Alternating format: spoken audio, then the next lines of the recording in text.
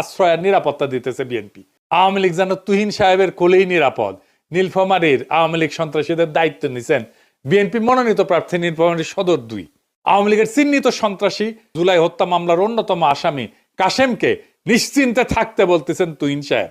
তিনি নাকি নীলফামারীর চিহ্নিত সন্ত্রাসীদের মামলার বিষয়টা দেখতেছে এবং আওয়ামী লীগের ঊর্ধ্বতন নেতৃত্বের সাথে নাকি তাদের কথা হইতেছে। ব্যানে ব্যানে করছি না, শুনেন। আসসালামু আলাইকুম, কেমন আছেন কাসেম সাহেব? জি ভালো আছেন? দোয়া করেন। আলহামদুলিল্লাহ, আমাদের জন্য ওয়ার্ক করতেছে ভাই। আলহামদুলিল্লাহ, ধন্যবাদ। তো আওয়ামী লীগের আমাদের ওয়ার্ক করতেছি। লোকপ্রার্থী তিনি ভোট করছেন। করছিলেন? মামলা তো ভাই 8টা মামলা, মগন জেলখাটি বাইরে হয়ে আসলাম। মগন ছবি থাক একটু থাক, অসুবিধা নেই। তারপরও প্রশাসনের একটা চাপ দেখতেছি আমি এই সেটা। বিষয়টা একটু দেখেন। আমি দেখতেছি এগুলা। আপনি যেহেতু আসছেন এখানে, আমাদের জন্য খুব ভালো হচ্ছে, ভালো ব্যক্তি হিসেবে।